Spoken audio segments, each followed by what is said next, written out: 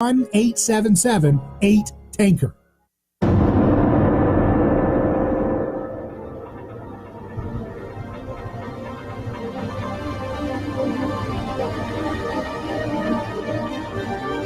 From the heart of Central Florida, you're listening to the most electrifying show in media, A Neighbor's Choice. I'm your host, your neighbor, David Gronowski. Welcome back to the program. We're live on radio, podcast, and video stream for another day where we're going to look at headlines together, guided by a fresh perspective, one that is focused on individual persons, not tribalism, one that's focused on skin in the game, not politics.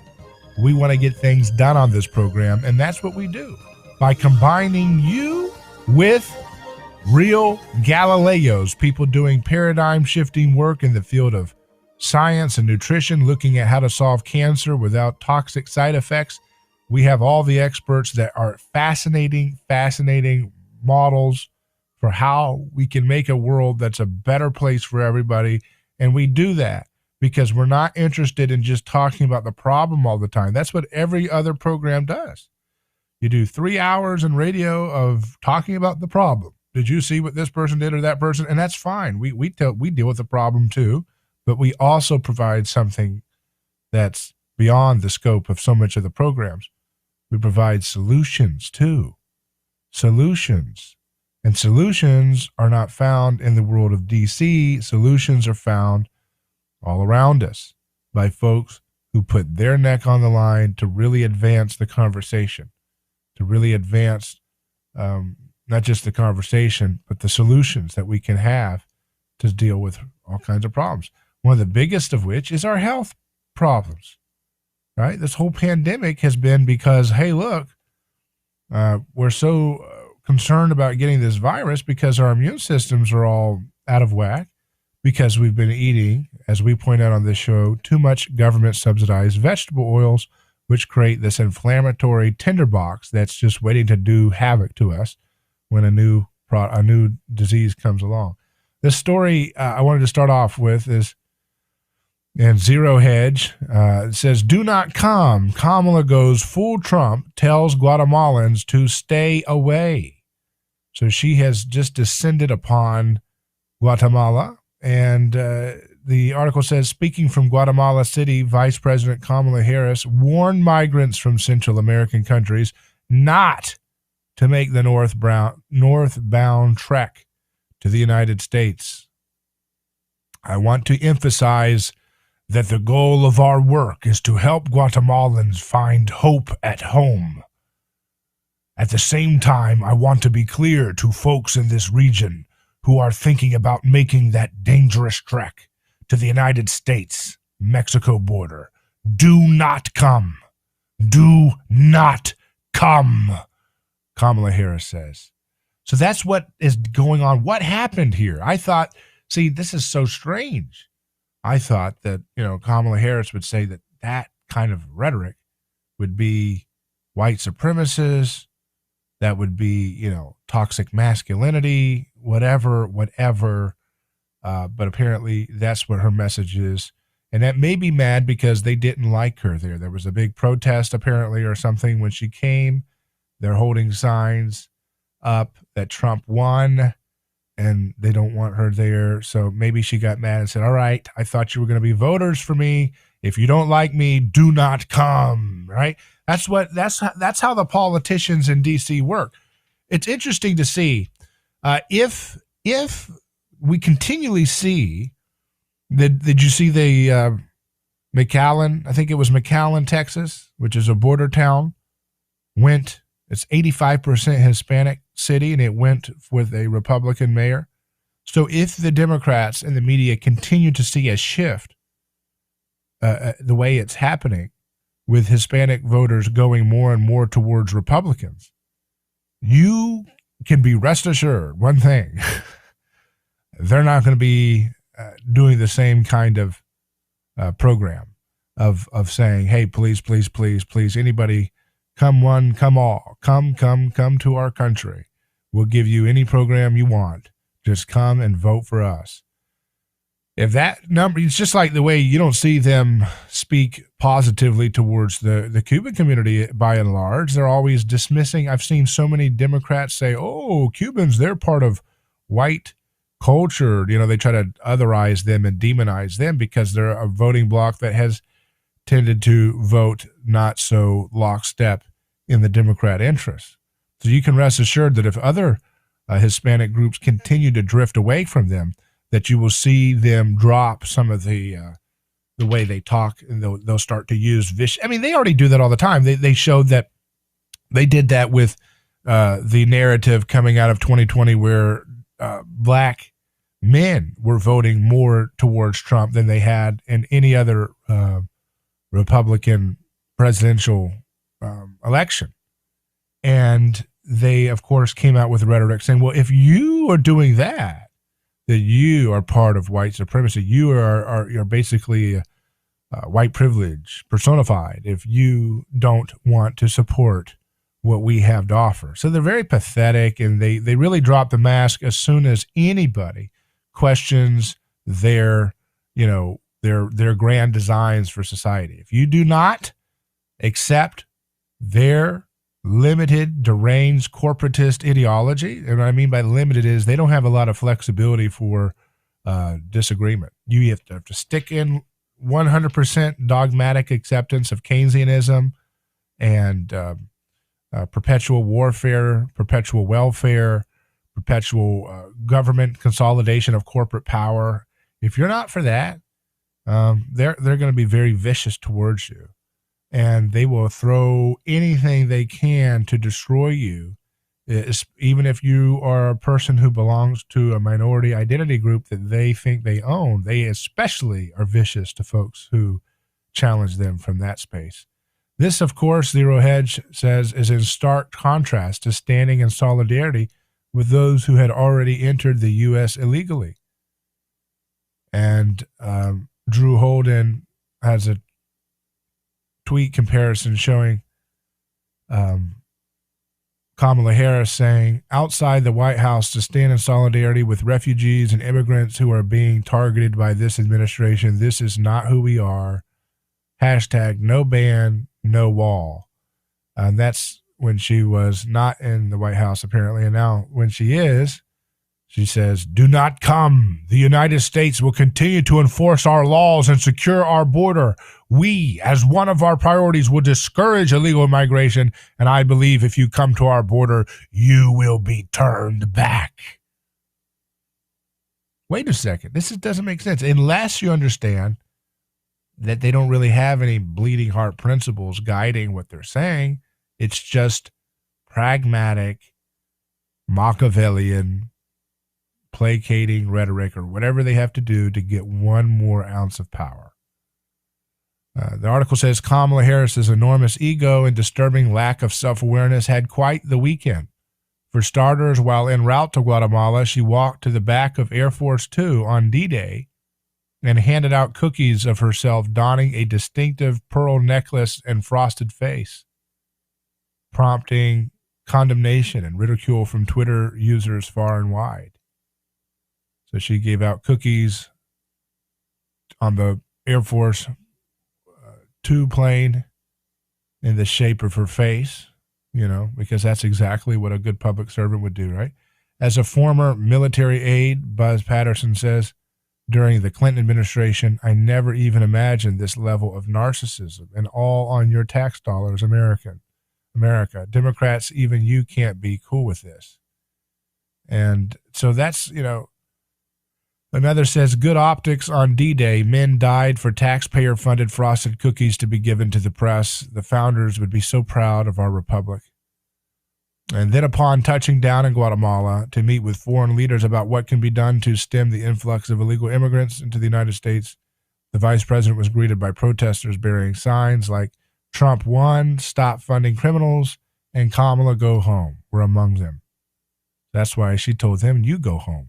So now I don't know if that's the issue or what, but they realize that this isn't very popular, I guess, politically, for them to just continually look like they're welcoming people to make very dangerous treks with children and very, very dangerous situations just so that they can stock up more political power at home, especially if what they're saying continues to be a trend where Hispanic voters continue to drift away from the insanity of the McWoke Democrat Party, which continues to find more and more creative ways to alienate so many of their original core voters. It's actually staggering to see. Is anybody self-aware? Is anybody recognizing within their camp how utterly ostracizing and embarrassingly off-putting their whole brand is now? That's a problem, but ultimately we're going to have to address this problem in a way that allows people to have more and more of an off-ramp to get off of this deranged, ridiculous McWoke religion that is trying to create this total revamping of society into this micromanaged corporatist uniparty. This is not something we want to deal with. We want to have a society where we can have decentralization, and that's not the Republican Party, is not the solution, although it can be remade into more of a tool to bring about decentralization. That's not the real end goal here. The real end goal here is to educate ourselves about science, about culture, make good art, make good innovation, so that we don't have to deal with this obsolete paradigm of central state control like Kamala Harris operates under. We'll take a break and return live with more news. I'm David Gronowski. You're live on A Neighbor's Choice. We'll get to your comments, and you can call in at 727-587-1040, 727-587-1040. Back in a moment.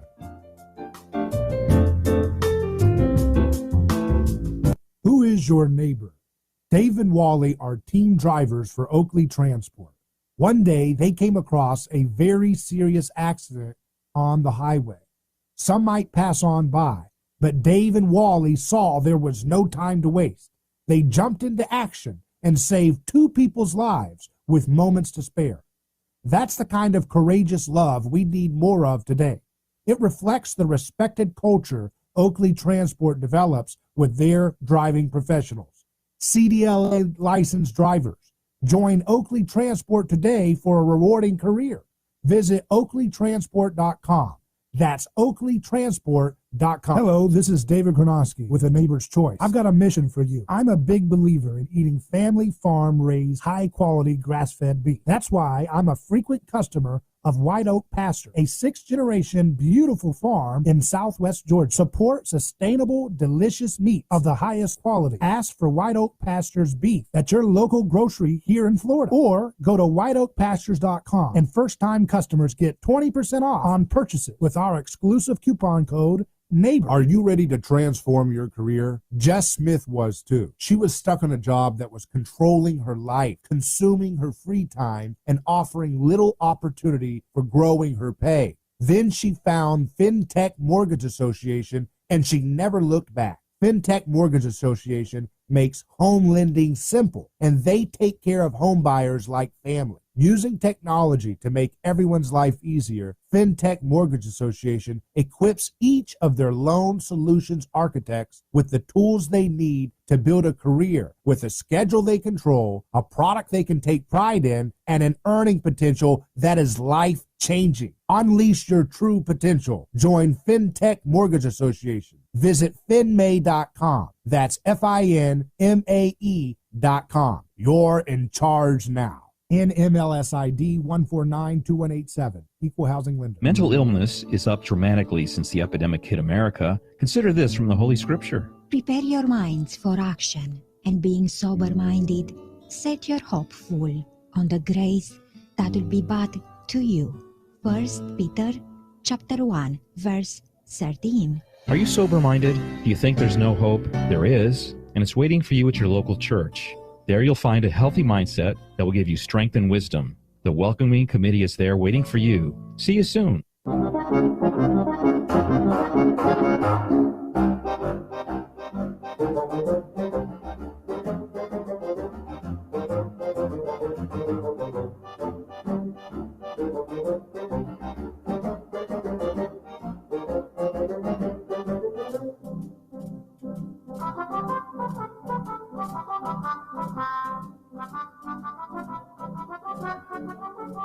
Welcome back to A Neighbor's Choice. David Gronowski here, your host. We are live. Let's continue looking at more headlines in the news today. TheDailyMail.com says FBI demands USA Today hand over details of everyone who read online story about 2 FBI agents killed during Florida child porn raid, but newspaper refuses First Amendment violation. The article was about a child porn raid that killed 2 of its agents. The suspect committed suicide afterwards. The raid was at 6 a.m. and USA Today published at 9:30 a.m. The subpoena asked for the IP addresses and phone numbers of everyone who clicked on the story between 8:03 p.m. and 8:38 p.m. that night. The FBI agent who issued it, J. Brooke Donahue, doesn't say why he wants that specific information, just that it will aid an ongoing investigation. USA Today owner Gannett has pushing back, calling the subpoena a violation of the First Amendment. It's rare to hear any pushback in the media from anything the government seems to want in terms of controlling their platforms for whatever their interests are. So it'll be interesting to see what happens with that. Here's another story. The Gateway Pundit says DeSantis wins. Cruise line won't require vaccine passports. The cruise line Royal Caribbean International said it will no longer require its passengers to be vaccinated for COVID after initially saying they would. DeSantis had threatened to enforce Florida law on cruise companies, which would fine companies $5,000 each time they asked for proof of vaccination.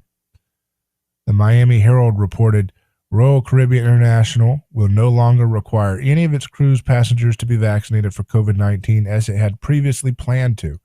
In a press release Friday announcing cruises for sale on 8 of its ships from U.S. ports this summer, starting with Freedom of the Seas from Port Miami on July 2nd, the company said it will recommend passengers get the COVID vaccine but not require it. The announcement is a reversal from previous statements and vaccine protocols the company submitted to the U.S. Centers for Disease Control last month that said it would require all passengers at least 18 years and older to be vaccinated. Guests are strongly recommended to set sail fully vaccinated if they are eligible, the company said in a statement. Those who are unvaccinated or unable to verify vaccination will be required to undergo testing and follow other protocols, which will be announced at a later date. The about face is an apparent submission to Governor Ron DeSantis, who has insisted that there will be no exception made for cruise companies to a newly passed Florida law that fines companies $5,000 each time they ask a patron to provide proof of vaccination. Royal Caribbean International's sister brand, Celebrity Cruises, both owned by Royal Caribbean Group, is still requiring all passengers 16 years and older to be vaccinated on its 7-night Caribbean cruises that are restarting from Port Everglades on June 26th. So it's interesting to see because, you know, this opens up a debate in the conservative movement because some folks, you know, talk about how this is government meddling with contract and private property. But, you know, we've gotten to a point, and I understand that point. And there's a real point there because, you know, things like this can be used as precedent to further have government intervention in different ways. But we have such a completely distorted market. You know, the airlines that dominate and provide a monopolization of flight, you know, they are so incestuously connected to government. And I don't know the cruise line industry, but I'm sure that they have a lot of market share control because of a similar arrangement with government. I don't know that industry. But so many of the industries that we deal with today in our daily lives are not products of a free market in terms of having their absolute massive monopoly-like market control. They're there because of their friends and their incestuous relationship with the government. So it becomes a kind of a weird moment where, in some sense, one can see an argument for having regulations and interventions into private matters precisely because we have such a rigged market because of this constant government intervention that's created these cartels. And again, some would say, well, no, that's only going to further cause more and more government rigging of markets. But it's a complicated topic. I want to know what you guys think about that. Do you think that this was a good move by DeSantis to force these companies to not force people to get this emergency use authorization vaccine that has legal immunity and has no skin in the game for liability issues? I happen to lean towards being positive towards this issue. What do you think? But that's one of the things that we have to have. We have to have a conversation about how we're going to navigate away from all of these kind of heavy-handed measures that we continue to see DC promote. I'll give you another example of where I think,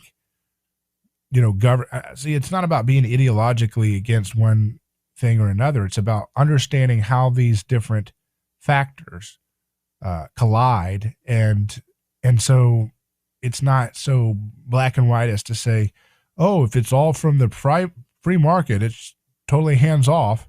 And if it's a government, it's totally wrong. Look at WorldNet Daily. COVID deaths plunge after major world city introduces ivermectin.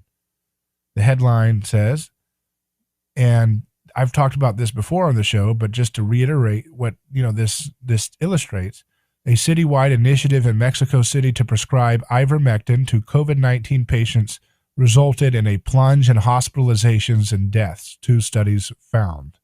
Hospitalizations were down by as much as 76%, according to research by the Mexican Digital Agency for Public Innovation, Mexico's Ministry of Health, and the Mexican Social Security Institute, according to a trial site news report highlighted by LifeSite News. Earlier this month, as WorldNet Daily reported, a significant decrease in cases in India coincided with the National Health Ministry's promotion of ivermectin and hydroxychloroquine treatments.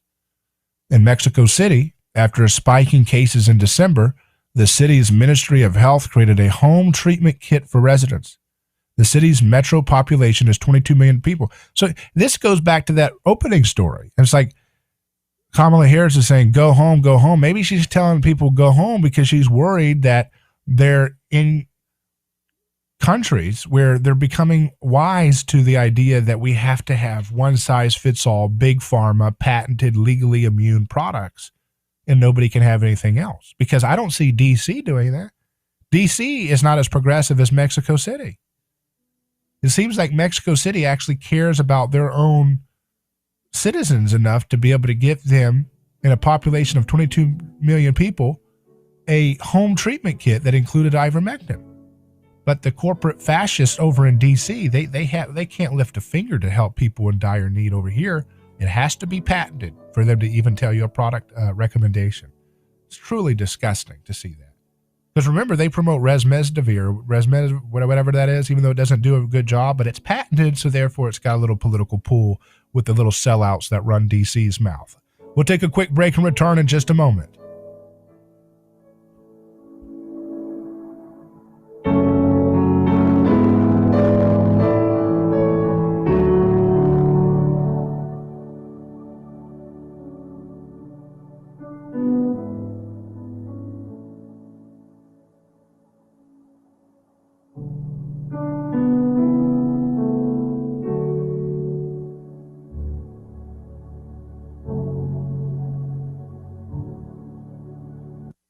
Ronald Reagan would turn over in his grave if he saw what's going on today. Crazy things are happening. You cannot be afraid. You've got to stand up for what you believe is right. But one thing is for sure. You can't trust anybody. For talk, news, and information, you can count on us. Enough is enough. I mean, I almost blew a gasket. Good for the country. I know what I'm talking about.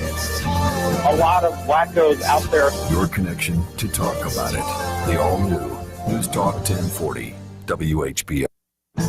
Ransom denied. The Justice Department today announcing it successfully seized millions of dollars in cryptocurrency Colonial Pipeline paid to the cybercriminal group DarkSide after last month's cyber ransom attack that led the pipeline to briefly shut down its operations. U.S. Deputy Attorney General Lisa Monaco. Today, we turned the tables on DarkSide. The company CEO said last month that he authorized a payment of $4.3 million. The California Highway Patrol arresting a couple accused of shooting and killing a 6-year-old boy over 2 weeks ago during a road rage incident on a Southern California freeway.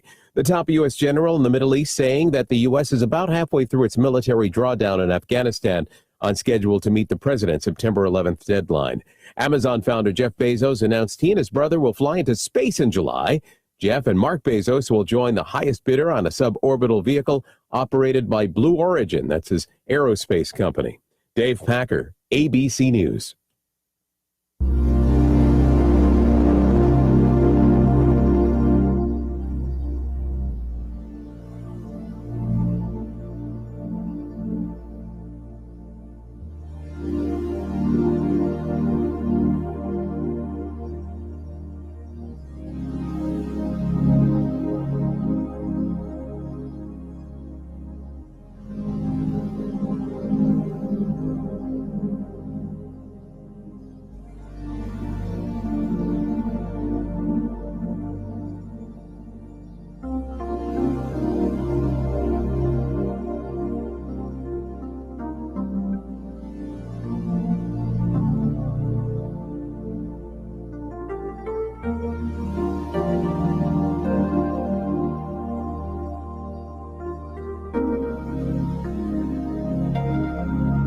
Welcome back to A Neighbor's Choice.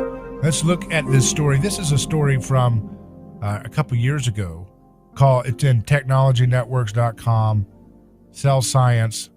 It says cancer-related concerns of thermally abused frying oil examined. This is from University of Illinois. A new study in mice suggests that consuming the chemical compounds found in thermally abused cooking oil may trigger genetic changes that promote the progression of late-stage breast cancer.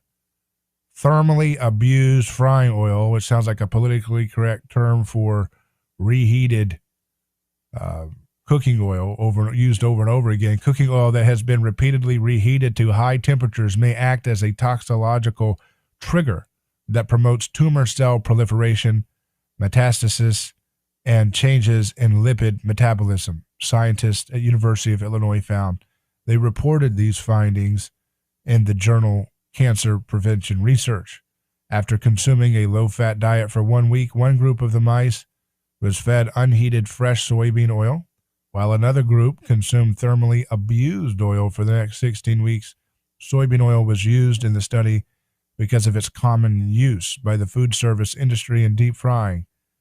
The University of Illinois scientists simulated late-stage breast cancer by injecting 4T1 breast cancer cells into a tibia of each mouse.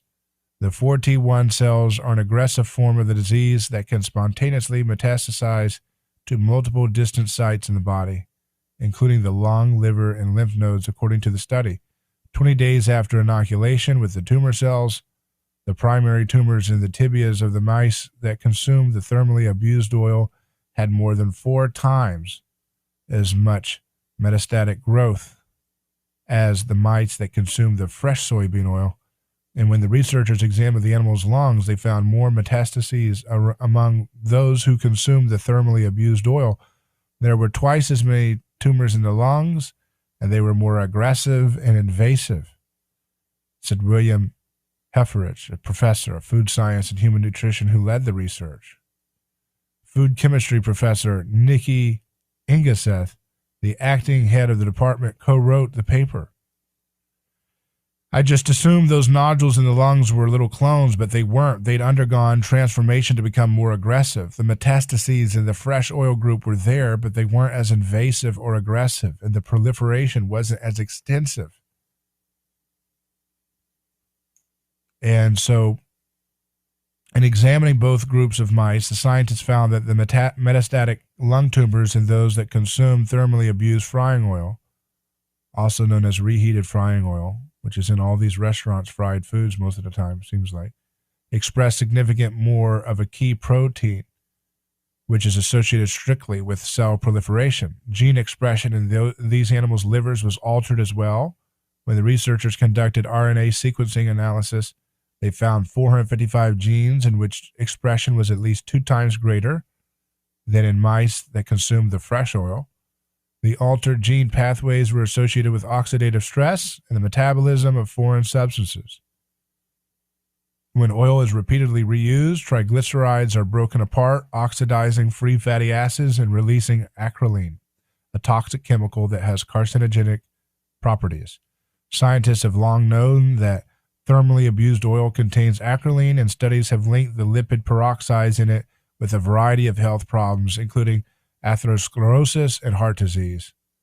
As the oil degrades, polymer molecules also accumulate, raising nutritional and toxicological concerns. So it's an interesting thing here because, again, this goes to something I raised earlier with the DeSantis story. Because there's one way to say, hey, like, for example, I don't think it's the best way to do this, but at some point when we have such an epidemic of chronic illnesses, and I think they have a huge, like, massive connection, a massive, basically like a elephant in the room level problem with the vegetable oils that government has been subsidizing and government funded research science has been promoting to eat these PUFA fats, these vegetable oils as an alternative to animal fats, because they have a faulty premise that animal fats are what's driving heart disease, and that's been totally debunked when you look at the science. And so they haven't changed that faulty foundation, and therefore they keep promoting these vegetable oils and they subsidize the companies that are making these things. So when you look at that and you say to yourself, okay, if somebody was going to ban, like, for example, let's go back to DeSantis. If there was a power to do so, I don't know about this, but if there was a power for the Florida government to say, we're going to ban vegetable oils. Now, on one hand, that goes against my principles of having government intervene into a decision that should be left to the person. But on the other hand, looking at reality, so that's the abstract principle, but looking in reality, when we've had governments for decades and generations, not only creating the habits, not only creating the bioaccumulation of these PUFA fats, like these reheated oils that people are using every day in their food supply, at some point, it's not what I would propose, but if that's the way we're going to have, see, it's kind of like this. If we're going to have a nanny state, if people aren't going to listen, which it doesn't seem like anybody, does it seem like anybody on left or right is really listening to the message of liberty? We want them to, but people keep going, whether it's Trump or Trump was not a liberty guy, right? I mean, he had some things that were liberty oriented, but by and large, he kind of kept the nanny state untouched on a lot of levels. But when you look at that, when you realize, okay, so government has been fostering the consumption of vegetable oils for decades. So generations of people have grown up bioaccumulating these toxic reheated seed oils with all the things I just described potentially happening in their body. And then you're like, okay, so how do we deal with this? Is it my proposed solution that we go for a ban of these things outright? That's not necessarily the approach that I would take. But if that's how society wants to continually run itself with nanny state micromanagement, then there's a better way to do that and a worse way to do that. It's like if government is going to tell us what to eat, which both parties completely support government that does that. If government is going to continually tell us when to put a mask on, when to not, when to do this, can't do that, and millions and millions and millions of people go along with this stuff, if this is the way we're going to live and that's what people want, then there is it may not be the system that I think is ethical, but if that's the system we're going to have, you can do that system in a more ethical or less ethical way. And it's not just a small deviation, you see, because if government was to ban vegetable oils and say that they're basically, or not even have to ban, just like treat them like cigarettes.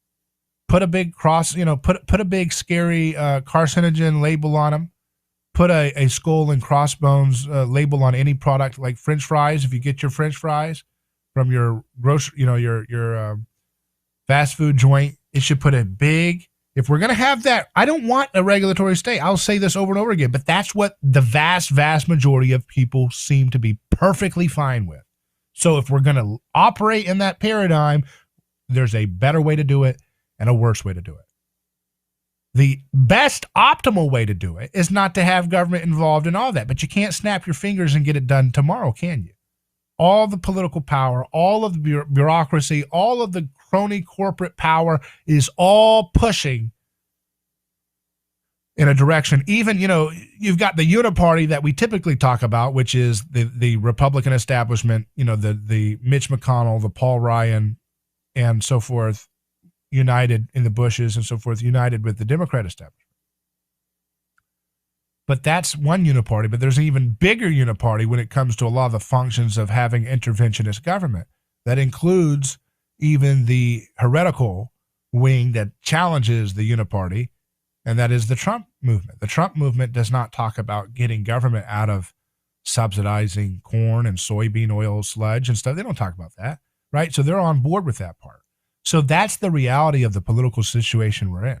Even the opposition to the established uniparty of Republican and Democrats, even their opposition in the Trump movement has no, they're not talking about what I'm talking about, which is a huge thing. Can alleviate so many of the diseases that we have, and inflammation, oxidation, all these different problems that are causing on us on a regular basis. It's a huge, huge thing. It's not a small thing. It's not like there's a lot of other, rabbit trails you can go down about things that you should get out of your lifestyle and diet. But this vegetable oil thing is a huge, huge elephant in the room. And so if that's the paradigm we're going to have, where there's no movement, no energy, no anything to do about getting government out of nutrition science, getting government out of subsidizing, big soy and big corn and big sugar and all that stuff, if that's what we're going to have, then yes. If that's in any state we have, a better way of doing it would be to slap these skull and crossbone symbols on French fries and mayonnaise and any of the other things, especially these reheated oils, which is where a lot of people get their fried foods. So we have such a infanticized approach to conversations today that we can't deal with the root of the problem for these things. And so everybody's pointing, okay, well, we have an epidemic of disease. Well, what's the problem? Oh, it's racism. It's this thing. It's that thing. It's this thing. It's gender bias, which causes diabetes. No, it's not. It's called you got a stupid government that subsidizes the worst toxic thing you could possibly do and puts it into everything you eat. That's the problem. But that's not an easy scapegoat, is it? Because that's a scapegoat that crosses through all the different identity groups. That's a scapegoat that crosses through the two parties. That's a scapegoat that puts us where we have to look in the mirror about our own involvement and perpetuating this in various different ways. So that's the problem with politicians and politics itself, is that it's always designed to find who's the scapegoat, which party do we villainize, which demographic is the villain, and therefore you put all of the effort into demonizing that target. But having a society that doesn't need scapegoats, that can deal with problems in a real way, could allow for conversations to open up in which people could actually identify what's causing so much of the diseases. We're going to talk very soon with another fascinating professor at the heart of studying these lipids, these fats, these vegetable oils, and how they're harming children in the milk of women, that are doing, nursing and so forth. So there's all kinds of different angles to explore here. And it just takes the courage to be able to say, all right, we're not going to keep vilifying this political thing or that political thing. We're going to try to get to the facts and try to provide real science-based solutions and answers to so many of the problems that we're plagued by today. So that's what we want to keep pushing for. And that's what we're going to keep working for. Candace Owens tweets out this thing by Dr. Simone Gold saying Dr. Naomi Wolf is the latest in a countless string of doctors, scientists, and researchers that have been suspended from Twitter for stating their professional opinions or questioning government policies. Lawmakers must act now to protect free speech online. We must demand this. So this is another example of where you would say typically, and again, I am not very hopeful of government doing any real solutions to rein in big tech. I think any regulations that government create will be used in a way that will entrench big tech's power in the long run. But again, it's not the biggest priority of mine to oppose, at least in some of the attempts to rein in big tech, because they have been, again, acting as publishing arms for giant, unelected government bureaucracies. And so they are state media at the worst level. They consolidated so much power, acting like they were message boards, but then they revealed themselves to be actually publishing firms for giant, unelected government bureaucracies. We talked about that before with ivermectin. They blocked, Twitter attacked the Ministry of Health of Brazil for indicating that people should be able to take early treatment if they have COVID. And they blocked that from being posted from the Ministry of Health of Brazil. You know, it's to me, it's not about ideology. If government says it, therefore it's not true. And if private market says something, therefore it's true.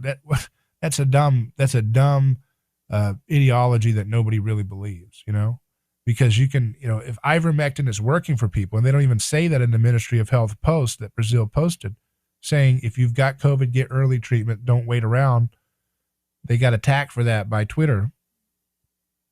But, you know, it's like if they're recommending something that actually has real world solutions to help save lives, you don't have to be a cartoonish version of some kind of fake libertarian stuff where you say, oh, therefore, if Twitter is a company, then they're in the right to block the Ministry of Health of Brazil from recommending something. See, it gets tricky there. But again, they wouldn't have their monopoly of social media control if it wasn't for, in my opinion, the ways in which government intervention has propped up their market position for so long. So this is a great illustration of how it gets kind of complicated when you get into the world that we're in today. We're giant. This feels like the state has really figured out a nice sweet spot for their tyranny where they don't have to do the actual laws themselves. They can kind of, you know, hack the system by first creating regulations and subsidies that entrench a few corporations controlling an entire market. And then once that's been in place for some time, they start implementing their policies through the corporate practices of those companies that wouldn't have their monopoly control of the market without government intervention. They start leaning on these corporations to enforce the way they want society to go. And that's problematic. Candace Owen says, Big Pharma gives billions of dollars to big tech annually. No one is allowed to speak truth regarding Big Pharma on big tech. It's making a lot of people distrust the science, as it very well should. And so, you know, again, there's this deep revolving door relationship between big tech, big pharma, big media, and big government. And if we're going to have an interventionist state, no matter who's in power, then there's a way in which the interventionist state can at least be a little bit more honest and ethical in at least its attempts to get to the truth of things. So let's take a break and return with more news headlines. I'm David Gronowski. You're listening to A Neighbor's Choice. Back in a moment.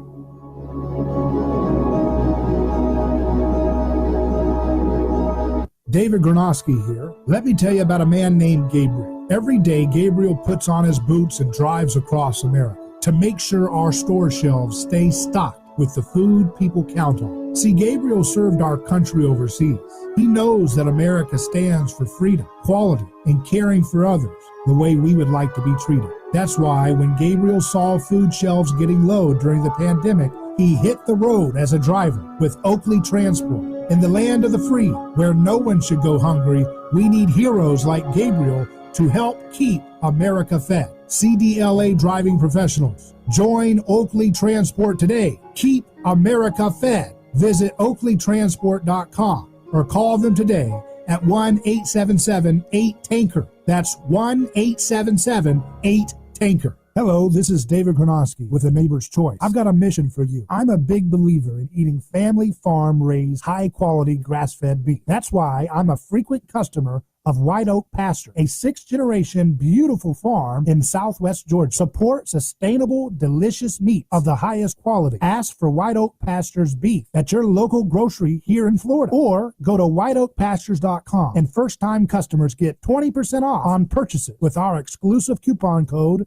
NEIGHBOR. Are you ready to transform your career? Jess Smith was too. She was stuck in a job that was controlling her life, consuming her free time, and offering little opportunity for growing her pay. Then she found FinTech Mortgage Association, and she never looked back. FinTech Mortgage Association makes home lending simple, and they take care of home buyers like family. Using technology to make everyone's life easier, FinTech Mortgage Association equips each of their loan solutions architects with the tools they need to build a career with a schedule they control, a product they can take pride in, and an earning potential that is life-changing. Unleash your true potential. Join FinTech Mortgage Association. Visit finmay.com. That's FINMAE.com.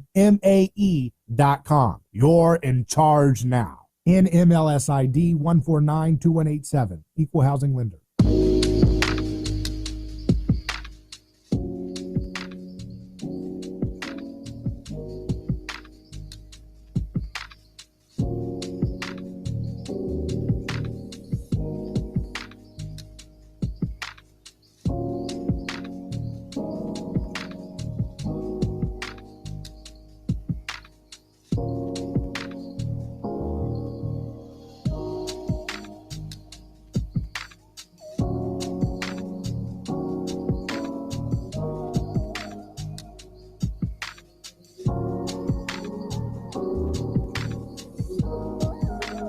A Neighbor's Choice returns. So we're talking about what's emerged in the news that we've read today so far and talked about has been this concept of what do you do when the world all around you is a nanny state nonsense. Now, my own solution that I refer to all the time is we must not pay attention to politics that much or look for solutions. We should look to our, taking care of ourselves, taking care of our health, taking care of our financial situation, staying out of debt completely, getting control of our education, getting out of government education and empowering our families with great education, taking care of their nutrition, taking care of our community locally, right? Those are things that I refer to. And also the big picture, big innovation things like finding out where those Galileos and Nikola Teslas are around in our time today, and promoting their voices and their works, whether it's chipping in to fund some kind of GoFundMe or whatever type thing arises for some kind of technology or whatever it is. I don't have to spell out every detail. It's just about looking for those great American innovators or whoever they are. Maybe they're not in America. We have a robust audience online around the world that we continue to interact with. And I know they have got a lot of great innovations brewing in different countries that we want to hear about and highlight. So if you know someone who's got something interesting, email us hello@aneighborschoice.com.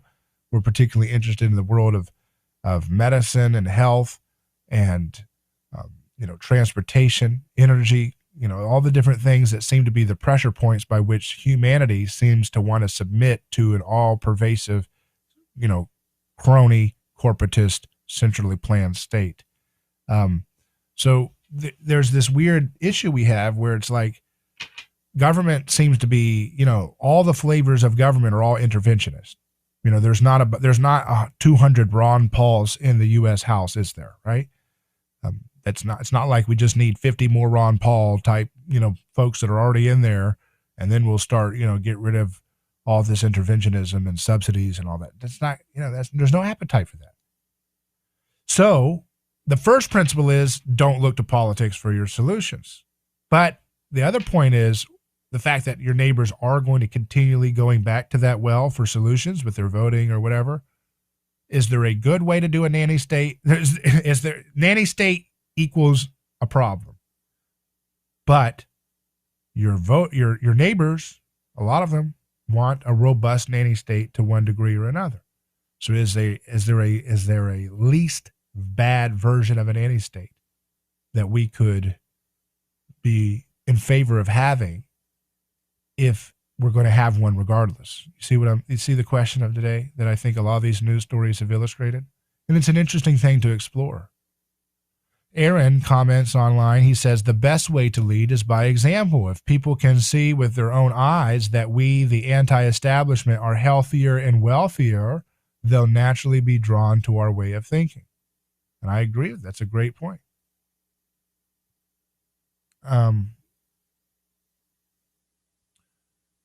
Brand Without Claws says it's a lot more simple if you just assume everything they say is wrong. And so, again, that tends to be right. I mean, we're going to get into some more examples in the news in just a moment where there's more examples of government narratives just totally being wrong over and over and over again.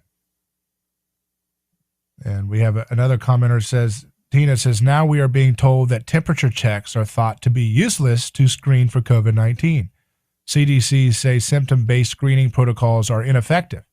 How much time and money was wasted here? We don't even know. It could be, it's incalculable probably. But they're constantly changing. They don't have any credibility. Nothing they say has any constant, consistency. I didn't know that was what they're saying, but I don't doubt you for a moment that that's the new thing. Oh, temperature screening is not effective. Why? Because they've got their products.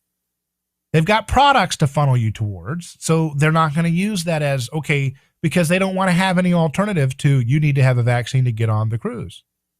So, of course, it makes sense that what Tina's suggesting there, that they've now said that the government's come out and said that the temperature checks are thought to be useless to screen for COVID-19. I didn't know that. And if you could verify that just so I can follow up on that story, that'd be great. But to look into the further details there. But I mean, it's just, they change the goalpost every time. They change their story every time. They change how they screen the people who get the virus after getting the vaccine. Now they're not going to count anybody except for people who are hospitalized or dying. They change almost every metric. It's an absolute amateur mess. They have no credibility in any of the things that they're telling it. The only thing they have is they have an old 20th century media that constantly props up their garbage groupthink line. They have a dwindling, dogmatic, uniparty base. It's interesting. It seems like there's a battle in the future between two bipartisan groups. There's the TV party, which is the neocon, the people who love Liz Cheney and Paul Ryan on the right, and those who love, the Nancy Pelosi's and the Kamala Harris and so forth on the left. And they seem to be one faction of, kind of transpartisan unity. They want perpetual welfare. They want perpetual politically correct speech codes. They want perpetual military occupation around the world. And then you have this other transpartisan movement, this kind of I think represents a larger portion of the public. And that's more about being tired of the nonsense. And that's a coalition of true progressives and true conservatives and true libertarians who want to get rid of this constant nonsense coming out of D.C. and their crony allies. So we'll unpack more of this in just a moment, but for now, Godspeed.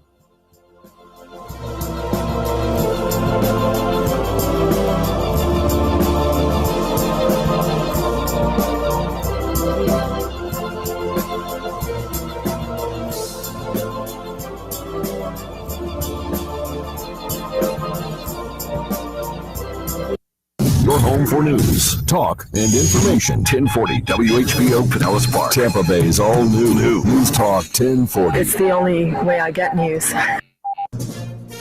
From ABC News, I'm Dave Packer. The Justice Department clawing back a cyber ransom payment. The Fed seized millions of dollars in Bitcoin paid to the Russia-based hackers behind the Colonial Pipeline ransomware attack. This represents the seizure and deprivation from criminal actors of exactly what they're going after, which is criminal proceeds of their scheme. Deputy Attorney General Lisa Monaco said it's meant to increase the cost and consequences of cyber attacks and show companies that are targeted why it pays to come forward to the FBI.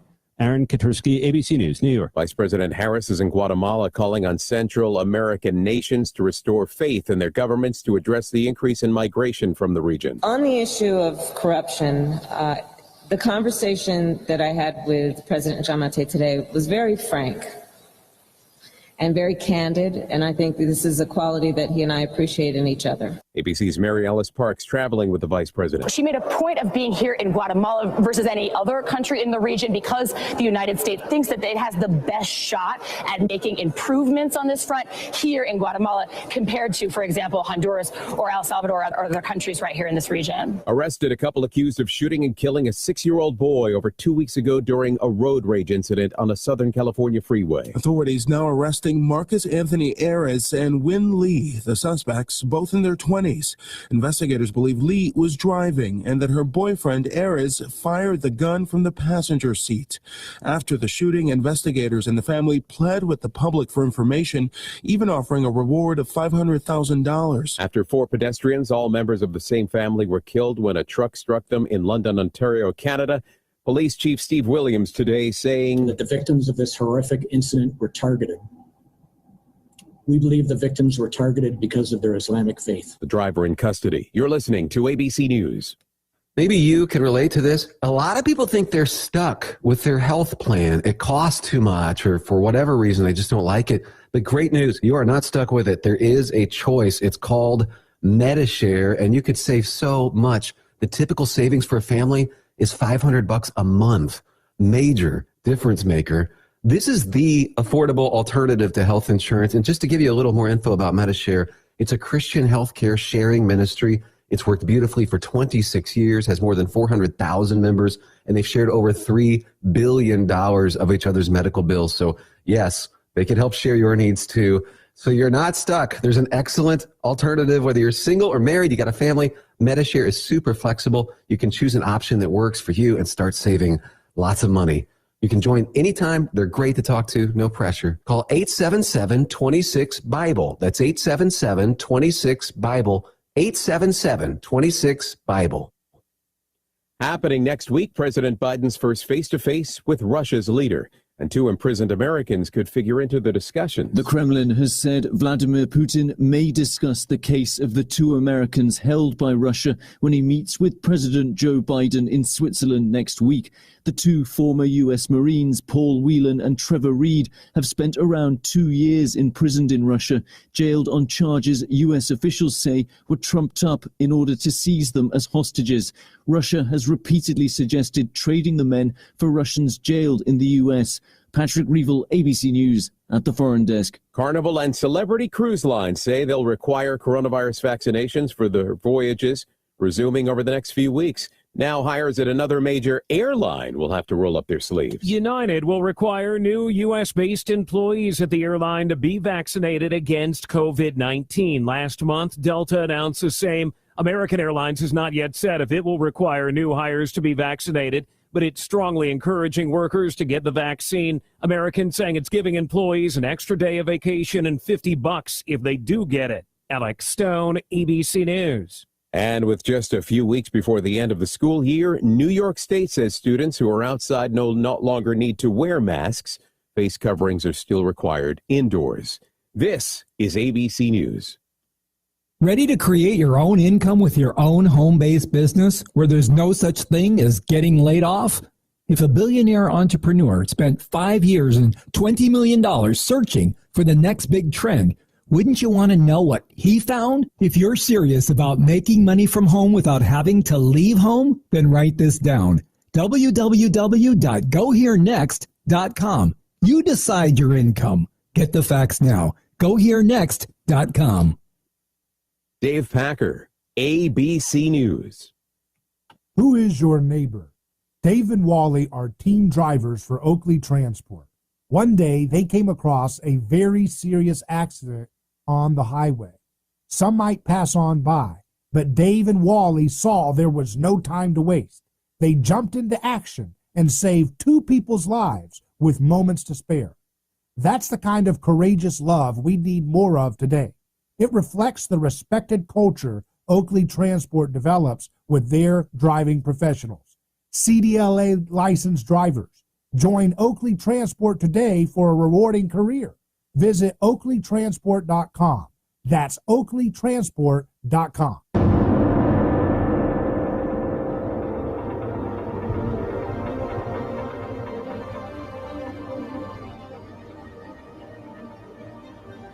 From the heart of Central Florida, you're listening to the most electrifying show in media. A Neighbor's Choice.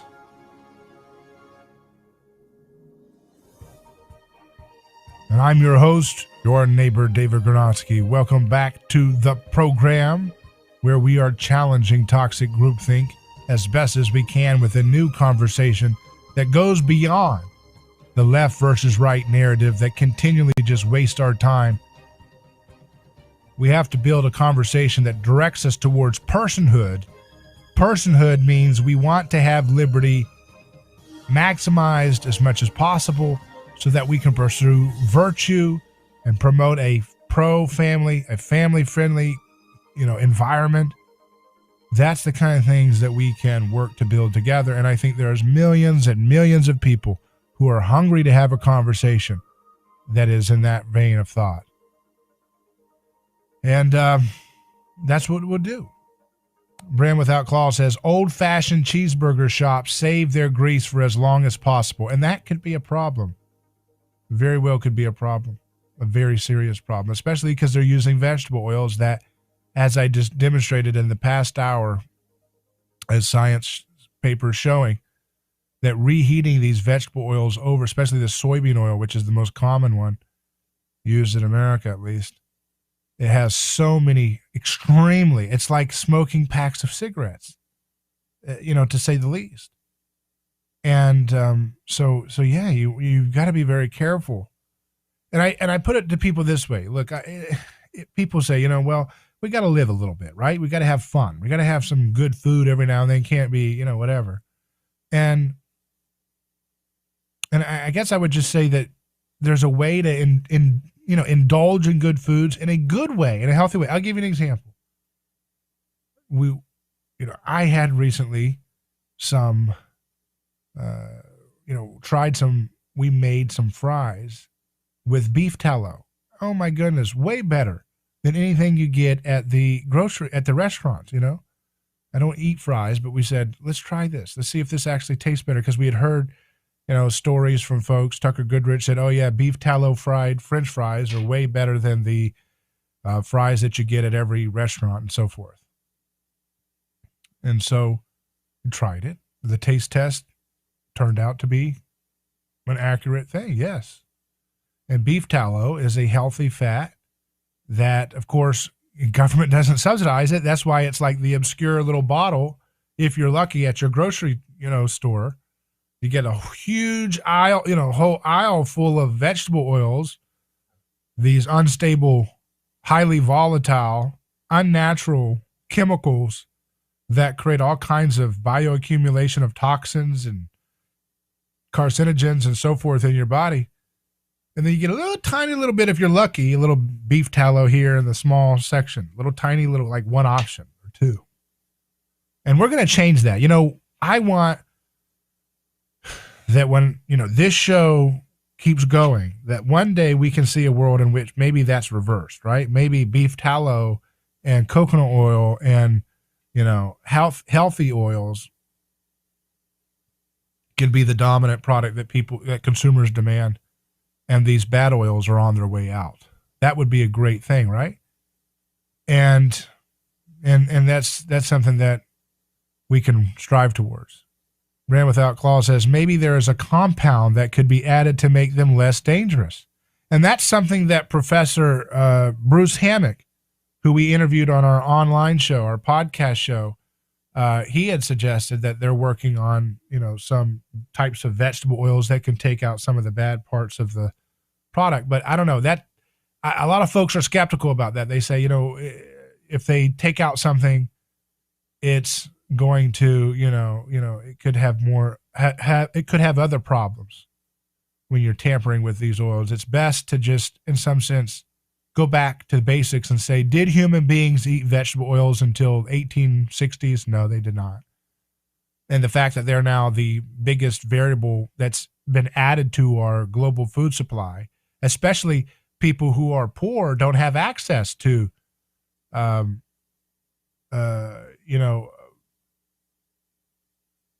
butter and so forth. They eat junk food and things like that because they're cheap.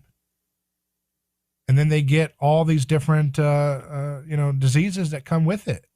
And then what do politicians do? They say, oh, it's the rich capitalists. They did it. The same rich capitalists that they are owned by, the corporatists, I would say. Or they say, oh, you know why we have a disease? It's because of racism. That's why you have a disease. No, it's because you crooked politicians keep subsidizing toxic sludge called vegetable oils and processed sugar into foods such that the most affordable things are the things that you've highly subsidized, and that's the things that people who are poor and middle class have to buy all the time. You know, if you are a rich government bureaucracy, a bureaucrat, you know, you can, like, if you're a Dr. Fauci, the highest paid federal employee, you can afford to go to the finest restaurants where they don't use reheated soybean oil. They don't use, canola oil in the butter. They use 100% butter.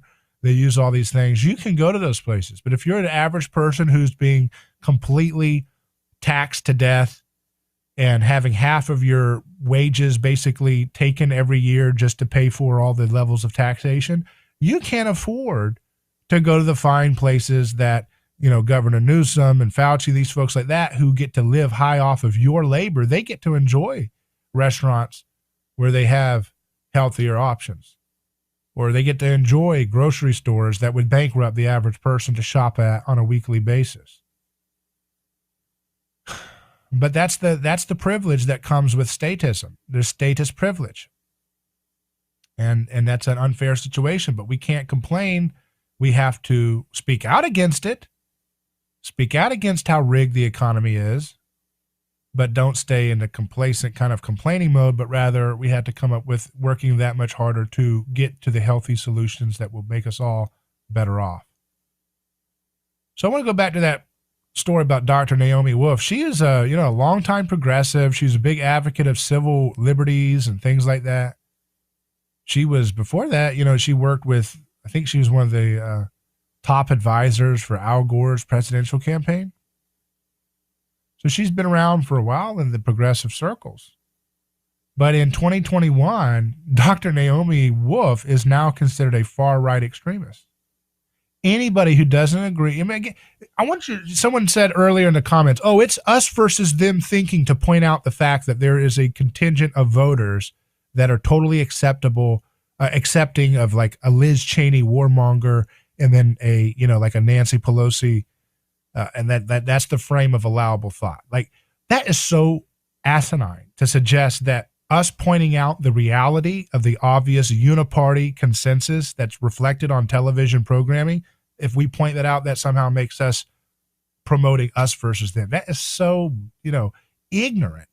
It's embarrassing to think that people think that way, because when you're dealing with the obvious reality that folks like Liz Cheney get tons of positive press from Nancy Pelosi, but someone like a Tulsi Gabbard, who challenges the war machine in her own party, but otherwise has stayed very, very, for some time, affirming of different progressive dogmas, but she is considered anathema, but Liz Cheney is considered a hero amongst the official, TV media outlets. Come on. It's embarrassing that people think that us pointing out the facts that the two parties are united, that Bush and Obama agree on 99% of everything, right? That we're somehow engaged in us versus them if we point out that. If we point out the fact that we have a great coalition of people like Glenn Greenwald and Matt Taibbi, those are people on the left that we can agree with on a lot of stuff, even though we disagree with them on other things, but they have a disposition which is anti-establishment. That's what we're getting at. There is an aesthetic which is anti-establishment and distrustful of monopolists in government and big business. And then there's this other side, which is this establishment consensus that the TV and social media outlets completely coddle and protect 24/7 at all of our detriment and our health and our economic detriment, which is pro-war, pro-regulations, welfare, pro-fake trade deals, authoritarian healthcare, one-size-fits-all policy that benefits, pharmaceutical companies.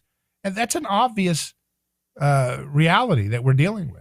So don't let people box you into their silly little, narrow-minded thinking to suggest that if we point out that there is a huge coalition that transcends left and right for folks who are suspicious of powerful interests and are rather anti-establishment, that has nothing to do with us versus them tribalism. That's just folks trying to act smart and try to act like they've got something to one-up us on. Glenn Greenwald says there's a virtual industry of operatives funded by the Atlantic Council, which in turn is funded by Gulf state despots and U.S. intel agencies and NATO governments, whose purpose is to demand the internet be purged of anyone dissenting from their orthodoxies. And then he presents a leading soldier who is this person named Jared Holt, who tweets out, "Shocked it lasted for so long, to be honest," referring to Dr. Naomi Wolf being suspended. So here's what I want to get at. You've got a progressive, Dr. Naomi Wolf. She gets suspended on Twitter because she's speaking against, even mildly, some criticisms she's having towards big pharma products. Jared Holt, I don't know who this person is, but, is excited and gleeful that this progressive gets suspended because she criticizes the big pharma narratives. And so Glenn Greenwald, another true progressive, says there's a virtual industry. And this is what I want to focus on. When you see that there are things happening in so-called private companies, it's not necessarily, again, a product of a free market. And that's what I want folks to be mindful of as we look at these stories. That Twitter, they're a private company. They just suspended people because they have private company interests. No, there's a virtual industry funded by the Atlantic Council, which is funded by Gulf state governments, U.S. intelligence agencies, and NATO governments, whose purpose is to demand the internet be purged of anyone dissenting from their orthodoxy. That's what I'm talking about. You have anti-establishment progressives like Glenn Greenwald, like Naomi Wolf, and that doesn't mean we agree with everything they say, but they have a disposition and an aesthetic which is distrustful of centralized monopolists and authoritarian impulses. And that's what we need to promote, a coalition of left and right together who don't like authoritarian nonsense. We shouldn't be ashamed of that coalition. We should embrace such a coalition. That's the very heart and soul of having any chance at having healing, is that you're going to have folks that you don't agree with on a lot of stuff, but they have a fundamental, deep commitment to being skeptical and speaking out against authoritarian impulses. And the orthodoxies that Glenn Greenwald refers to are orthodoxies revolving perpetual occupation and regime change, neo-imperial policy. Orthodoxies like don't ever question anything about big pharma products, especially when you have, a crisis that compels everybody to have to take 100% conformity to legally immune pharma products. Like, they have all these little orthodoxies, but, they do not want to allow anybody to exist in conversation who threatens those orthodoxies. They want to create a manufactured consensus in which you've got, Paul Ryan and Liz Cheney type voices. Those are the designated losers. Those people are never going to question anything about big pharma orthodoxies or big war machine. They're going to go right along with all of it. And then you have the Democrats, which is like the designated heroes. And within that, because see, they still want to be able to dunk on a Liz Cheney if a war goes bad. Just like they did with George W. Bush. They dunked on him all the time when his war went bad in Iraq, even though the Democrats were voting for it too, but they needed to have a designated scapegoat, which was the designated losers of conservative Inc. And that's why they like having a Liz Cheney and a Paul Ryan and so forth, because they'll dunk on them and scapegoat them when they all go for a war, but the right was a little bit more supportive of it rhetorically. Then when it goes bad, they say, hey, look, there you go. Get rid of, George A. Bush or Liz Cheney or whatever. So they like those types of Republicans and conservatives. They don't like the progressives like Glenn Greenwald that call out their war machine. They don't like Naomi Wolf that has open questions about big pharma strong arming everybody. They don't like those folks. They do not tolerate those folks. They will tolerate having a Liz Cheney on TV every day because at the end of the day, they're all advancing the same deep philosophy and commitment to authoritarian style government. They can't stand free thinkers on the left or the right. But this show, we want to find free thinkers and give them a place to let their voices be heard and let their ideas be articulated in a very interesting dialogue. So we'll take a quick break and return after this short news break.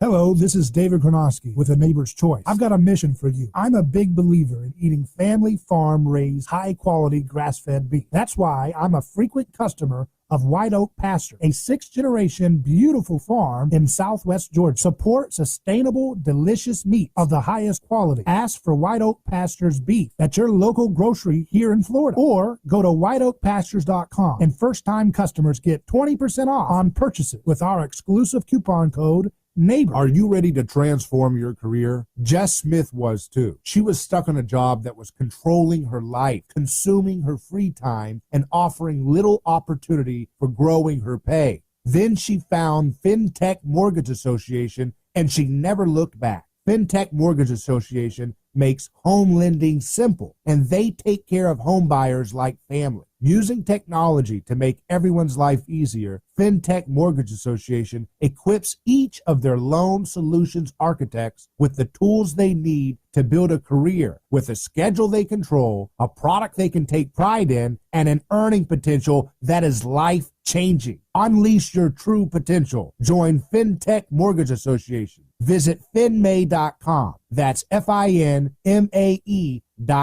You're in charge now. NMLS ID 1492187, Equal Housing Lender.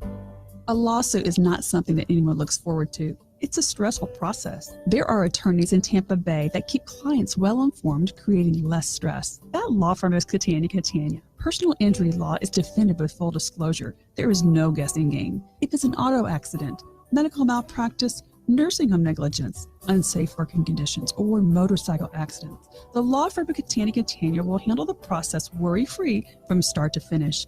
Many victims don't realize they have a claim for the loss until they talk to Catania. They only represent private individuals and treat every case as if it's going to trial. Putting families first is more than just a slogan. It's their way of practicing law.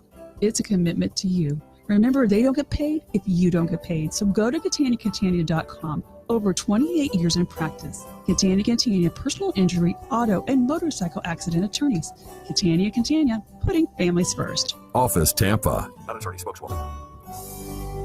What's better than a stimulus check? Another stimulus check. If you have full coverage insurance, you qualify for up to $150 cash back for your broken windshield. Auto Glass America will install a premium quality replacement with a lifetime warranty at no cost to you. Wherever you are, Auto Glass America comes to you with free mobile service. Make your money go farther with Auto Glass America. 813-96-GLASS. That's 813-96-GLASS. Auto Glass America.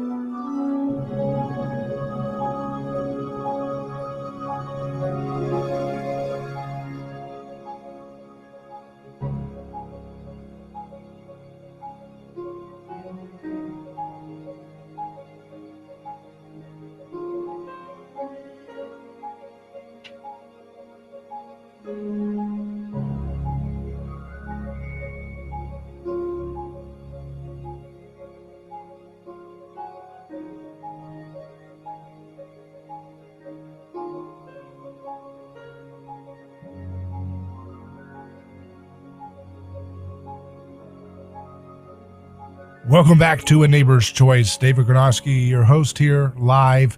Email me hello@aneighborschoice.com if you have a guest suggestion or a question for the show.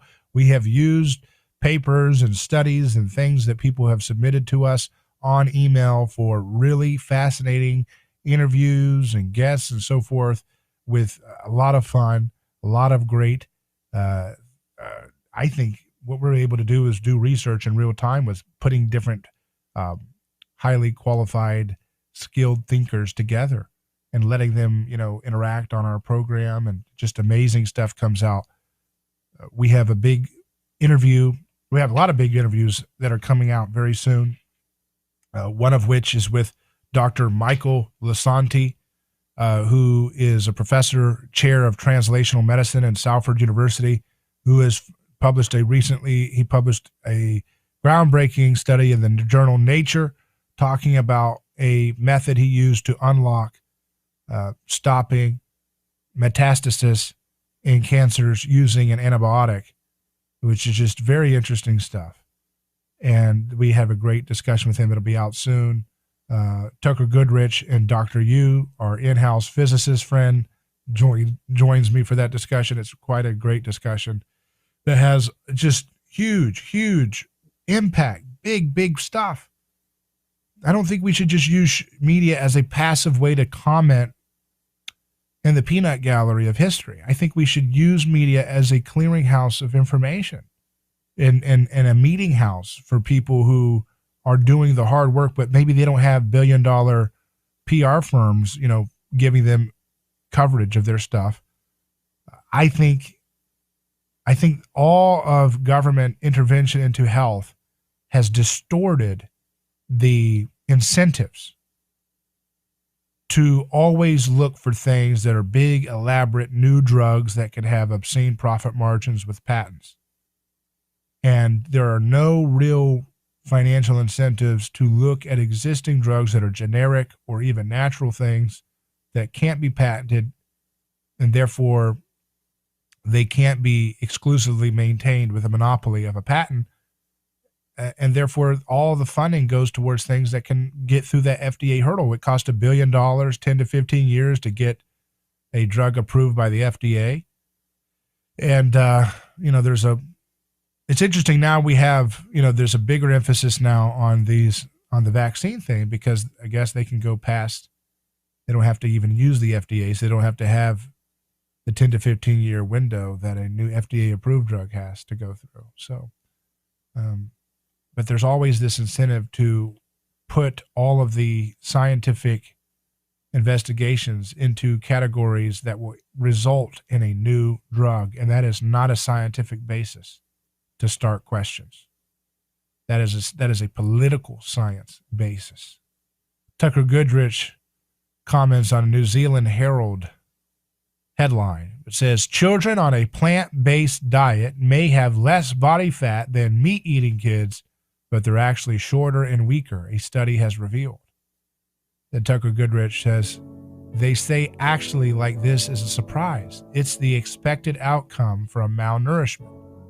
Again, they don't want to talk about this in Today's Show or the NBC Nightly News or whatever, because where's the money? All the big money is with big giant corporations is in pushing plant-based dogma and not pointing out these kind of things. So that's the nature of our moment, but we have to push through it and build a better conversation on the long-term reality of what we have to face, which is getting rid of all of this groupthink, this nonsense, this toxic silliness. Back in a second.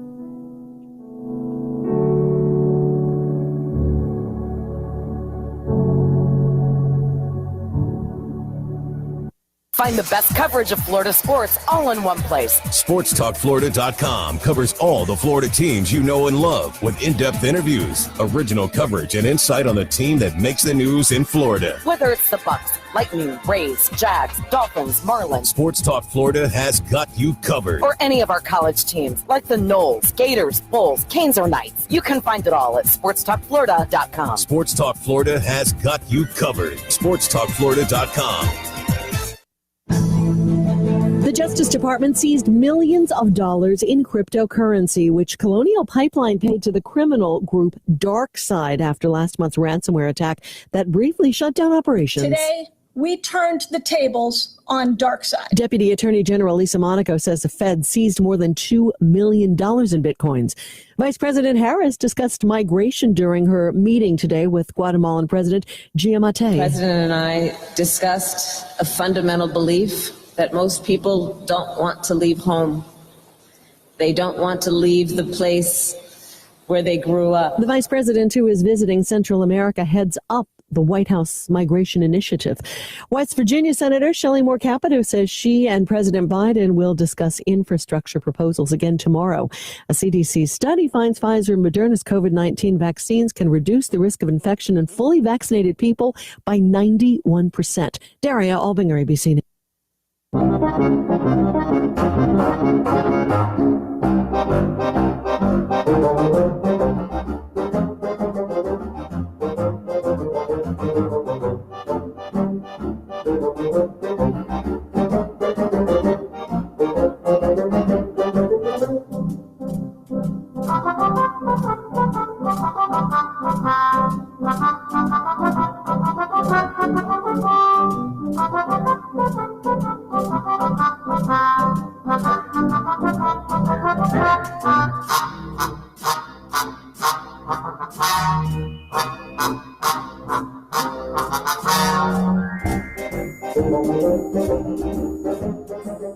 A Neighbor's Choice is back. David Gronowski, your host, here live as I want to turn to this story this is by Matt Taibbi, which again is one of those progressive journalists. He's been talking consistently in his liberal perspective, in a true liberal perspective, meaning he cares about challenging powerful institutions. This is a article that I think kind of illustrates the theme I've been exploring today with you about this new kind of coalition between liberals. It says, congratulations, elitists. Liberals and conservatives do have common interests now. Well done, snobs of the hashtag resistance. You made the horseshoe theory real. The hilarious headline in the Daily Beast yesterday read like a cross of clickhole in Izvestia circa 1937. Is Glenn Greenwald the new master of right-wing media? From his mouth to Fox's ears? The story fed to poor Beast media writer Lloyd Grove by certain unnamed embittered personages at The Intercept is that their former star writer Greenwald appears on and helps provide content for gasp right-wing media. It's nearly the exclusive point of the article. Greenwald goes on TV with those people. The Beast's furious journalisming includes a spot check of the number of Fox items inspired by Greenwald's articles, dozens, and multiple passages comparing Greenwald to Donald Trump, the ultimate insult in hashtag resistance world. This one made me laugh out loud. A quote, in a self-perpetuating feedback loop that runs from Twitter to Fox News and back again, Greenwald has managed, like Trump before him, to orchestrate his very own news cycles. This, folks, is from the Daily Beast, a publication that has spent much of the last 5 years huffing BS into headlines, from Bountygate to Bernie's mittens to classics like SNL, Alec Baldwin's Trump admits I don't care about America. The best example was its investigation revealing that 3 of Tulsi Gabbard's 75,000 individual donors, the late Princeton professor Stephen Cohen, a peace activist Sharon Tennyson, and a person called Goofy Grapes, who may or not have worked for Russia Today host Lee Camp, were, in their estimation, Putin apologists. Speaking of creating your own news cycles, this asinine smear inspired serious stories by ABC News and CNN, and when Gabbard denounced it as fake news, Politico jumped in with their now familiar retort. Fake news is a favorite phrase of President Donald Trump. It's just so embarrassing that people take these media outlets seriously. Who does? Who does? I mean, it's embarrassing when people even come in our comment stream, and it's fine to defend it, but it's like, make a good argument why we should defend it. Don't just say, oh, it's us versus them, if we point out how ridiculous this type of journalism is. I mean, I disagree with Matt Taibbi's politics probably on a tremendous amount of stuff. I've seen his work for years, but he's a person with integrity, and he's a person with a functioning, like, common sense, like, thinking apparatus, right? And this is why he sees this stuff.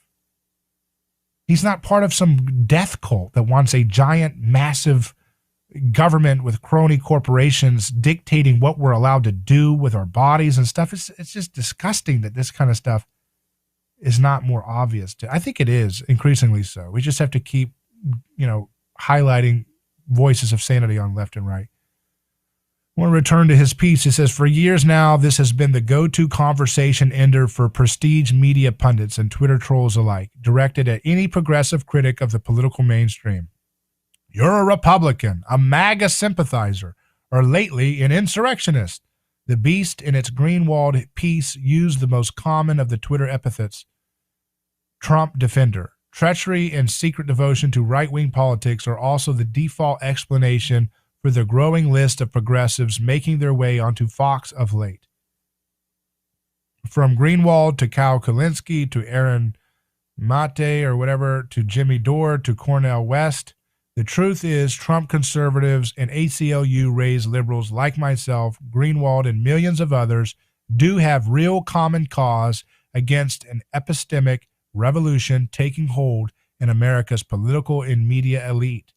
The traditional liberal approach to the search for truth, which stresses skepticism and free-flowing debate, is giving way to a reactionary movement that Plato himself would have loved, one that believes knowledge is too dangerous for the rabble and must be tightly regulated by a priesthood of experts. It's anti-democratic, un-American, and naturally unites the residents of even the most extreme opposite ends of our national political spectrum. Its only defense is shaming and threats. You're a MAGA enabler has become the answer to all challenges. A fascinating recent exchange between New York Times writer and author Barry Meyer and Yahoo chief investigative correspondent Michael Isikoff showed that reflex. When Meyer, who just wrote a devastating book about the pernicious influence of private Oppo researchers like Fusion GPS, pressed Isikoff about his initial credulous reporting of the Christopher Steele dossier, Isikoff replied by asking Meyer how he felt about the identity of the people embracing his work. Your conclusions that the accuracy of Steele's allegations, which are not very much different than mine, has led to your book being greeted by Trump loyalists and the conservative media outlets as a great journalistic achievement on your part and pretty much ignored by other media. You're being embraced by the Federalist and you're scheduled to be on Tucker Carlson. Does it make you a little queasy? So this is what I've been talking to you folks about the scapegoat mechanism. The scapegoat mechanism is what hides, is the underpinning of all of this nonsense media. Scapegoating people. Oh, you want to be published and talked about positively at the Federalist or Tucker Carlson. You are not clean like us. This is religion. This is scapegoat violence built into the media discourse. These people who believe that they're the high priest and they can deem who is sacrificial, who can be sacrificed, and who is not. They can deem what is holy to touch and what is not. We are falling back into a more vicious, a more direct, a dark age of religious dogmatism, and it's called statism, but it's rearing its ugly head in this real-time event where these folks are saying you can't even be talking about facts. And this is kind of related to the postmodern, the appropriation of postmodern theory by the new, TV party coalition of left and right, where you can literally tell them these are the facts, and they will say it doesn't matter because your facts make this team look better. So therefore, I'm going to go with my truth. I'm going to go with my truth. There is no objective truth. It's just whatever gives me power and makes me feel cool and better than other people. That's how folks think in a postmodern framework. I mean, they didn't need the postmodern framework to feel like they could be better than other people, but the postmodern framework, with its an attack against meaning and language, provides a much, much better environment for folks who want to bully people for telling the truth when it hurts someone's position of status. This is what it's all about, folks. It's all about lunchroom drama. Who's sitting at the cool kids table and who's not invited. That's the heart of politics.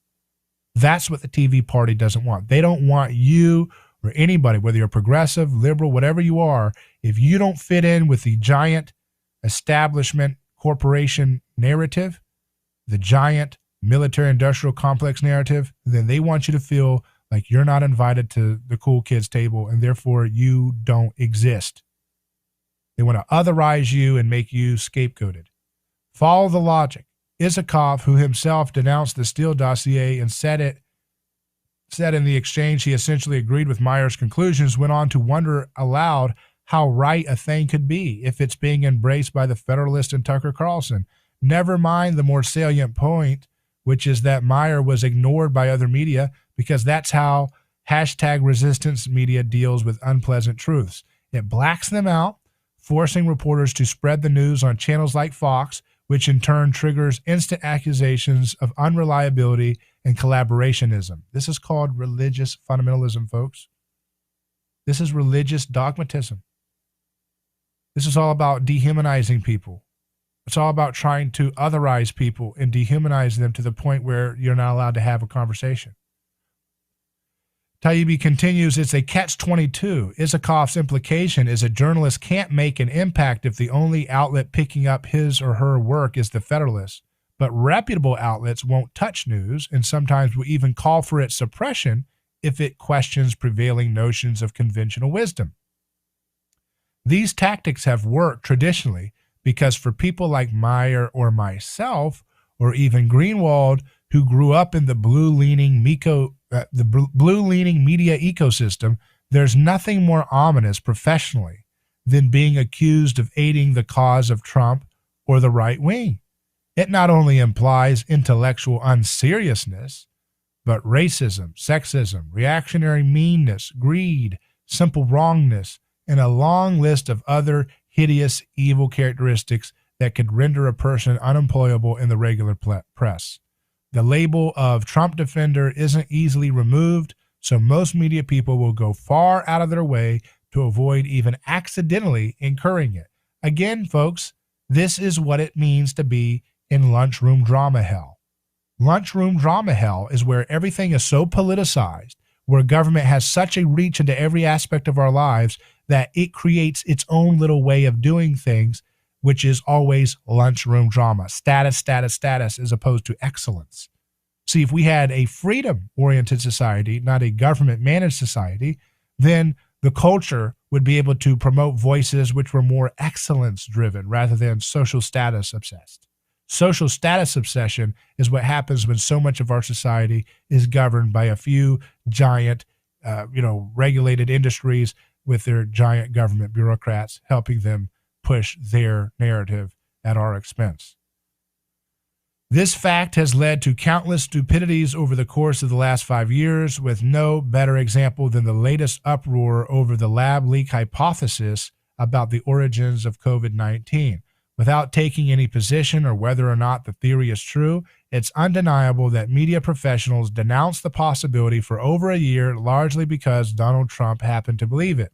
Now that conventional wisdom has shifted gears on this story, the reason for that switch is a compelling mystery in itself, one the press has yet to explain. We have people like ABC's John Karl coming out and saying things like, some things may be true even if Donald Trump said them. The way Karl announced that the concept was now discussable was particularly hilarious. Now, serious people are saying it needs a serious inquiry. See, folks, again, this is about social status. That's all politics is. Who's the cool crowd and who's the sacrifice crowd? You see? That's what all societies have always been wrestling with, unfortunately. It's all about which team is closer to the inner sanctum of peace and, sacred protection, and which team is expendable. And it may not be just two teams, but my point is there's different, right? There's different statuses that people, in the ancient world, there wasn't a lot of fluidity to your status. If you were born in a peasant or lower rank status-wise, you didn't have much aspiration of being able to get out of the fate that you could endure, which could be quite harsh and horrible.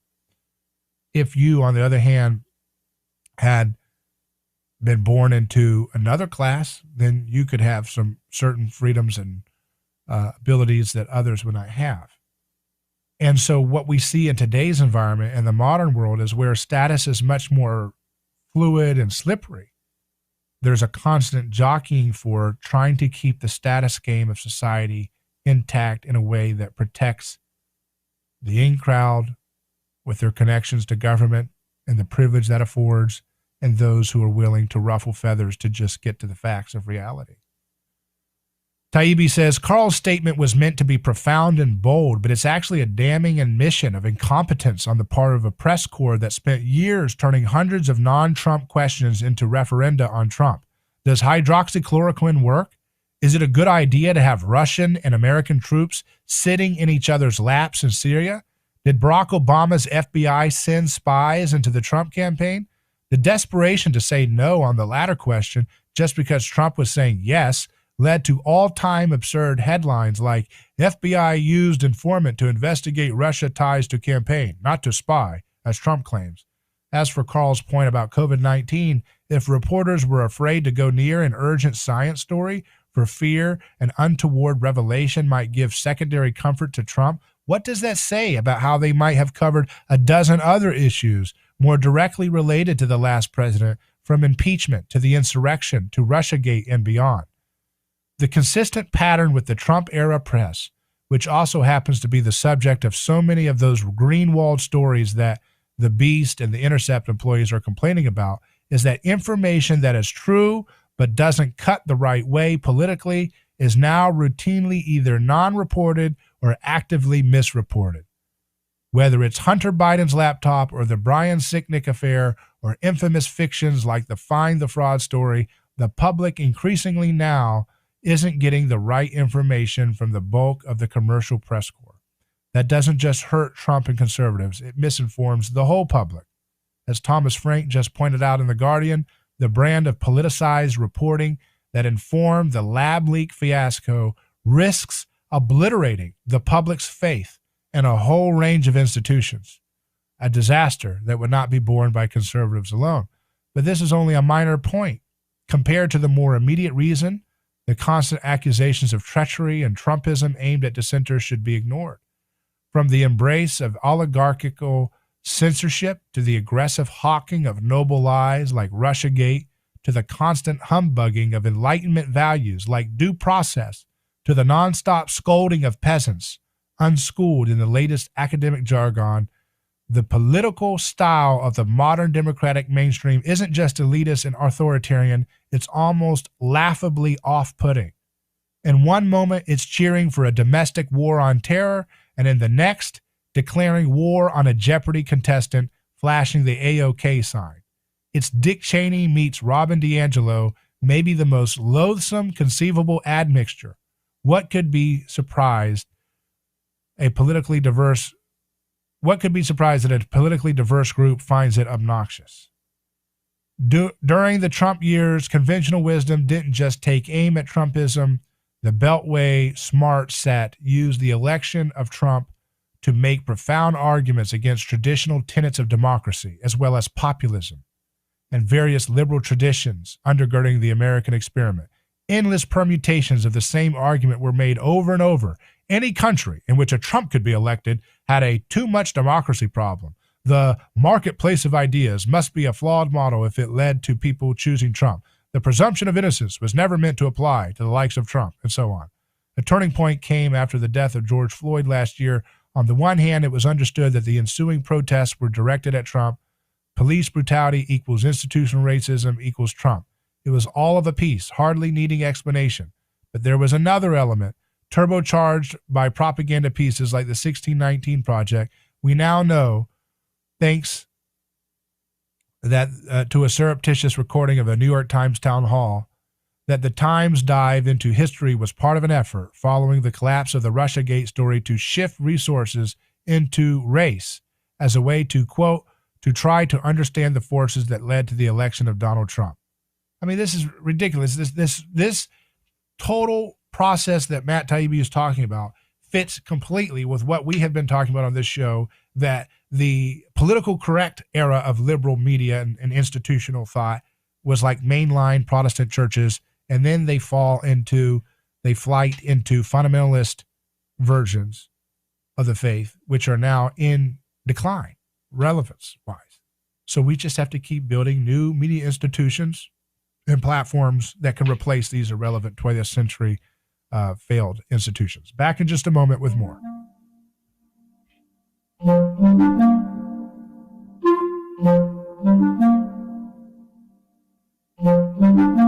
Hello, this is David Gronowski with A Neighbor's Choice. I've got a mission for you. I'm a big believer in eating family farm-raised, high-quality grass-fed beef. That's why I'm a frequent customer of White Oak Pasture, a sixth-generation beautiful farm in southwest Georgia. Support sustainable, delicious meat of the highest quality. Ask for White Oak Pasture's beef at your local grocery here in Florida, or go to whiteoakpastures.com, and first-time customers get 20% off on purchases with our exclusive coupon code NEIGHBOR.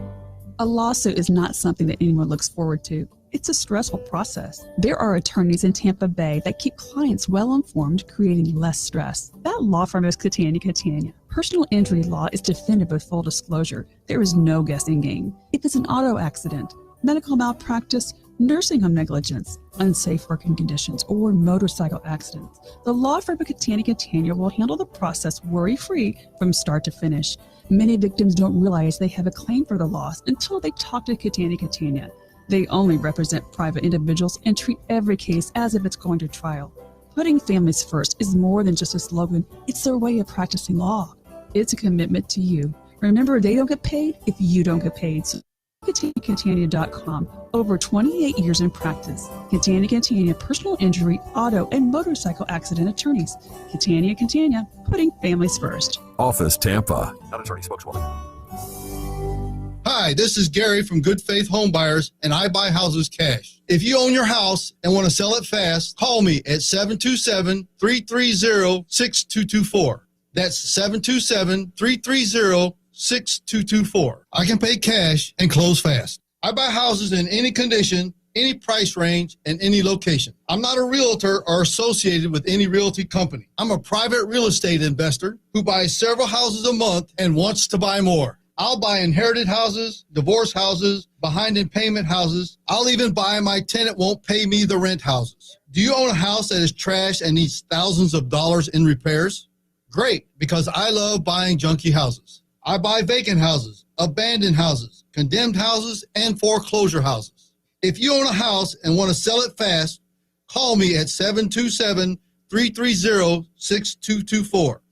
That's 727-330-6224.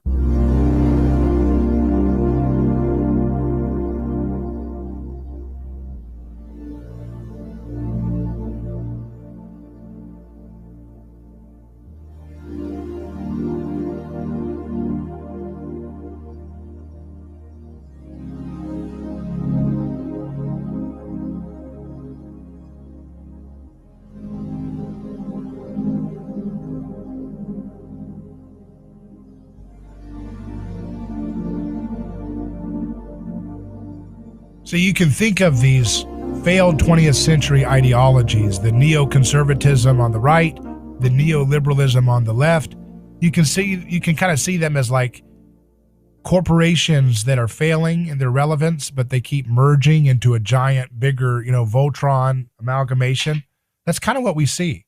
It's a sign that it's a positive sign in the big picture.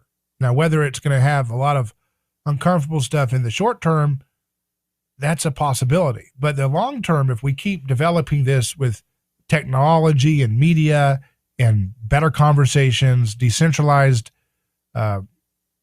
food systems, all the things that we keep talking about, all these things go hand in hand together, then this is a very positive thing, because it's like you have industries that are consolidating into a few conglomerate hands, just like media. It's like AT&T buys this, they buy that, this buys this, Disney buys Star Wars. It's just consolidating the 20th century brands.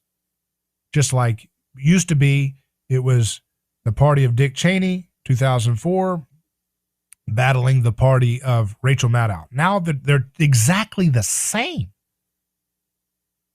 And they don't even pretend to be. I mean, they were always basically the same, but that just shows you that the power of statism was so robust that they could keep all of their arguing going on in a way that made it look like there was some kind of robust competition between people who were actually deeply united on all the fundamental stuff. So just like all these 20th century corporate brands are losing relevance, but they're merging to kind of keep consolidating and stacking up yesterday's power into, a Voltron amalgamation. I think you see that happening with political ideology too. A commenter said, "We eat Impossible burgers and pray," with a laughing emoji. So I don't know if it's joking or not, but I don't want to list what the Impossible burger is made from: soy protein concentrate, coconut oil, sunflower oil, and then a bunch of other stuff: potato protein, methyl cellulose, yeast extract. You can get into all this stuff, but the killer here is the sunflower oil, because sunflower oil has the highest amount of linoleic acid of any of the vegetable oils. So again, that's a highly oxidizing. It creates a lot of inflammation.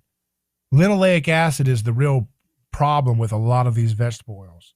And sunflower oil is one of the highest concentrations of linoleic acid that one can eat. So it's impossible to stay healthy if that's what people are consuming on a daily basis. I want to go back to this story from Matt Taibbi for a moment. He concludes by saying, "From the moment Donald Trump was elected, popular media began denouncing a broad cast of characters deemed responsible. Nativists, misogynists, and racists were first in line, but from there they started adding new classes of offender: Greens, Bernie Bros, both sidesers, Russia denialists, intellectual dark webbers, class not racers, anti-new normalers, the substackerati, and countless others, casting every new group out with the moronic admonition that they're all really servants of the far right and grifters. All income earned in service of non-hashtag resistance politics is grifting. By now, conventional wisdom has denounced everyone but its own little slice of aristocratic purity as the far right. They're wrong on the ideology, but right about one thing. They've created a brand of imperious elite politics so revolting that it has the potential to unite even this balkanized wreck of a country. If they keep this up, liberals and conservatives may start talking for real and maybe even fix a thing or two." There you go. Here to Matt Taibbi with a great line of thought. And I agree wholeheartedly. Let the fundamentalist central planners keep showing their ugly faces, and maybe even our progressive friends will start to rethink some of their false faith and trust that they have placed into these top-down government institutions. Maybe, just maybe, they won't just come together with us in a rhetorical unity against these hateful folks who want to continually spew authoritarian dogmatism. Maybe they'll start to say, hey, you know what? I guess that's probably a fruit of authoritarian top-down central government. Kind of goes hand in hand. So that's a great opportunity. So let's build a future of personhood. I'm David Gronowski. Email me hello@aneighborschoice.com. Godspeed.